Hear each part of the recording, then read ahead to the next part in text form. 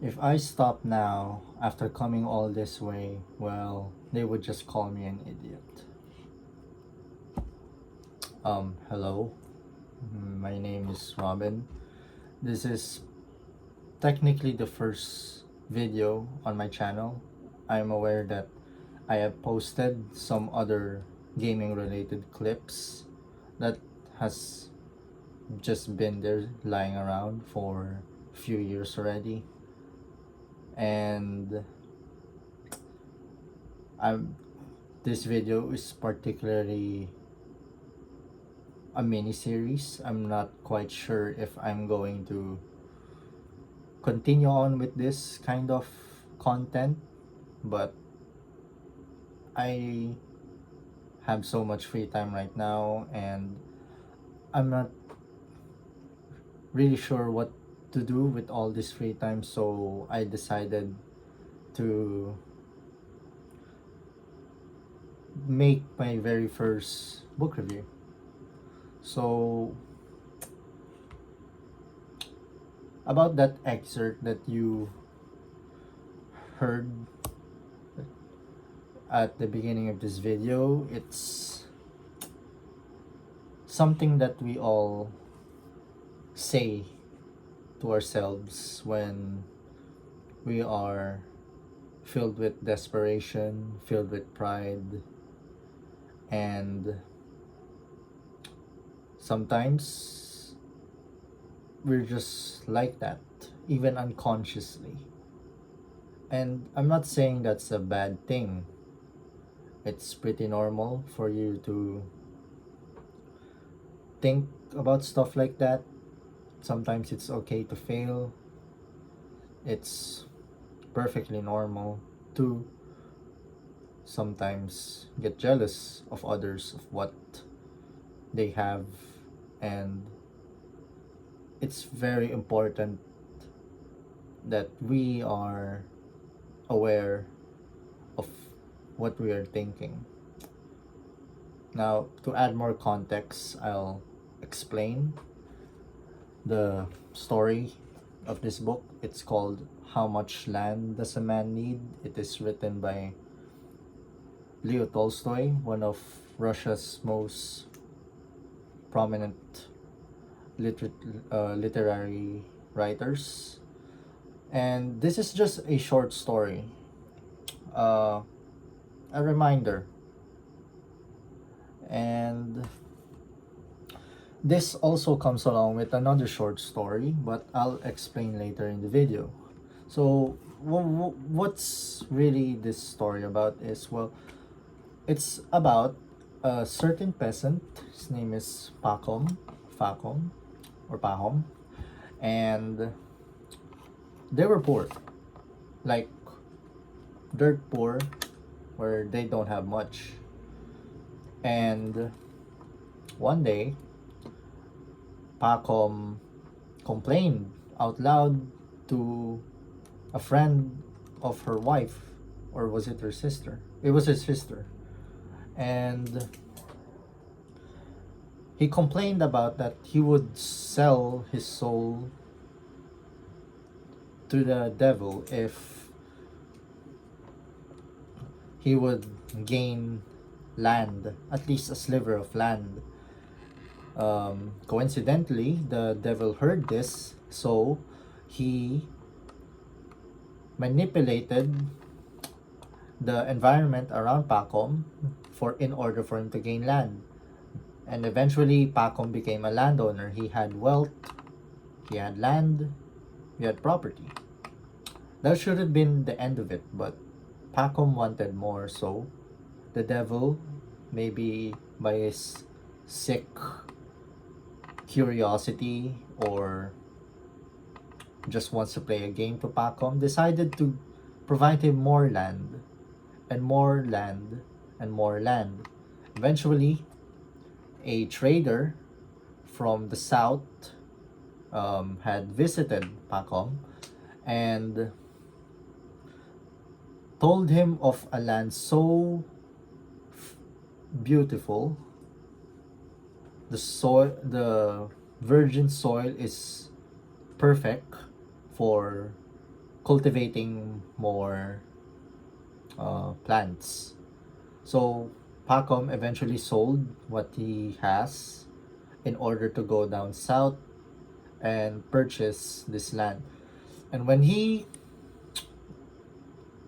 reached there, he had a talk with an elder.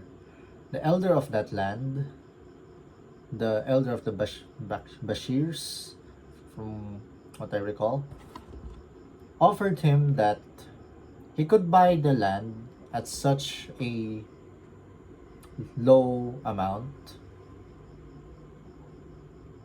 and he only needs to do one thing, and that is for him to walk from start to finish before reaching sunset. That means when he walked in one spot to the farthest spot from 10 miles away, he could have that as long as he returns before sunset. Uh, That's technically a steal.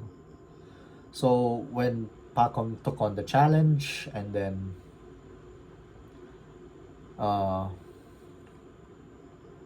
tried to sleep at night, eventually sleeping very late, so he didn't get much rest. He dreamt of the devil laughing at the campfire, and there was someone in front of the devil. He couldn't quite make sure who it was at first, and then when he got closer, he realized it was him. So he awoke from that nightmare and decided to do the task in order for him to secure the land. Mind you, he was very tired and anxious ridden already from the start, but his excitement, his pride, and his greed blinded him. So when Pacom um, took on the task, he let all those three factors blind him. He went further than what he should have went, and then upon returning, he was dying already. But he still pushed on, and eventually when he reached the end, he died at the very end of the challenge. He gained the land, sure, but it costed him his life. So obviously the moral of the story is to not be greedy. And I'm not saying this like some kind of religious warning or something that the devil will take your soul if you're too greedy. I'm not really religious. I'm actually quite agnostic when it comes to my belief. Even when I'm Roman Catholic and I was raised in a Catholic institution and currently studying in a Catholic institution, I'm just quite agnostic when it comes to divine power. Anyways,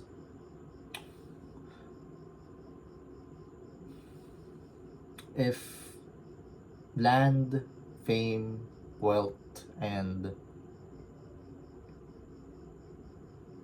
purpose, or at least, or should I say destiny, isn't the right answer for this, then you may ask, what's the point? Why do we even live?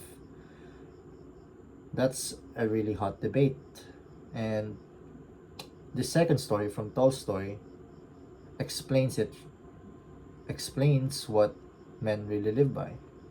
It's a story of a young shoemaker who adopted a naked man, a naked young beautiful man, even and took him into his house where they don't even have anything left to eat anymore. So this shoemaker decided to teach the young man on his arts. And then at the end of the story, turns out the young man who had spent already 6 years with them or 7 years was actually an angel from God who defied God because he was he felt empathy when he was assigned by God to collect the soul of a mother who had given birth to twins, and then as punishment God sent him to earth where his wings were faded away by the cold wind of the tundra. And then at first the angel was confused. um, he didn't quite regret his decision. He accepted the task, but he was left with nothing. Like us, when we are born, we are left with, we are thrust into this world with nothing. We don't have anything at all. So when he revealed himself to be an angel, um, he only gained his divine powers again when he discovered that humans live by love. Um, Love for our fellow humans, our love for worldly needs such as physical items, shoes, plushies, clothes, and most important, our young, our youth, our children, the next generation of humanity. Unconditional love. That is the main core theme of the second story. And when he ascended into heaven, again, he had stripped all of his belongings, his clothes, his home, and his father figure. He at least left contented and at peace on why we humans live. Some might say it's just our biology to reproduce. Some, although they're not quite wrong, I see their point. I was also a former student of biology, and I understood these points. We are humans, and we are chemically designed to reproduce, just like other animals. So, what difference does it make? But I'm quite thankful that Tolstoy gave us a reminder. It's not an original idea. This kind of thought already existed way before we were born. It's time memorial. He's just giving us a reminder that we humans really live through unconditional love. And when you see someone who is in pain from the inside, where they cover themselves in ego, pride, it's not, doesn't mean they're evil. They have that spark within them. You know, the unconditional love exists within all of us. We may not see it, not for a long time, but sometimes unconsciously you just do it. Sometimes to the poor people, to the church, to anyone who is least fortunate of us, or someone close to us. So it's not absent, it's just always there within us. And to close this video off,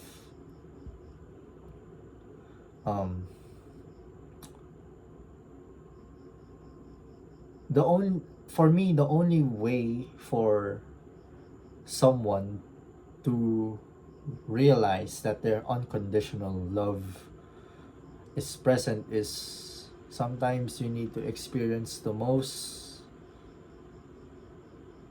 heartbreaking and most devastating and soul crushing defeat that you could experience in your lifetime. Whether you lost a loved one through death, through separation, through distance, it's technically the same. It is much easier to dwell in grief, self-hatred, self-blame, sometimes blaming others is also much more easier than blaming yourself. You partook in that play of life where you did your part, whether consciously or unconsciously, and as painful as it is, if you want to feel peace, you just really need to accept it, you know? And self-reflection, it's an incredibly powerful thing. You might seem crazy, but as long as you do it by yourself in your room during night or during when no one's home, it's important to just look at yourself in the mirror and just really talk to yourself. Don't strip all pride, strip all ego. Do not hide the pain, because hiding it, it's not going to help. Really, you address it, you know. You address it. And there there will be a lot much more experiences where pain will meet us. I'm young. I'm not even in my 20s yet. But as long as I remember that the sun still shines, I open my eyes and see light, the more people I will meet. It's scary, sure. Sometimes you just want to crawl up in your bed and just say, no thanks, I just want to be here. No, don't do that. It won't help you much. If you're going to do that, I heavily suggest that you do some self-reflection on your character, and eventually you will meet yourself in that self-reflection. Maybe not the true self, but the self that you're currently in, like an inner child, your wants and needs. You will meet them, I assure you. The only question is when, but I'm sure eventually you will meet your younger you, and you will be comforted that you are truly never alone in this weird play we call life. Love exists even when it's buried in pain, ego, and pride. It's just there. You will see it soon. Um, I guess that's it. It's pretty long for a short video, 20 minutes. But forgive me, I'm not quite experienced when it comes to content making yet. I've tried to replicate others' work with my own originality, but forgive me for my stage fright that I'm stuttering, sometimes repeating the same words. This is just my first time doing this, so I'm sure maybe in the future, if as long as as long as I keep pumping out this kinds of book reviews and videos, I'll eventually gain my confidence to you viewers. I guess that's it for now. I have much more topics that I would want to discuss, but I will be honest, I'm not quite sure if I have the time or the energy to do that, but I will try to deliver those videos. But for now, I would just want to start simple like this book review and, reflection and life. So that would be all. Thank you very much for getting to this part of the video. I will see you again soon or maybe later. I'm not quite sure, but yeah. Thank you.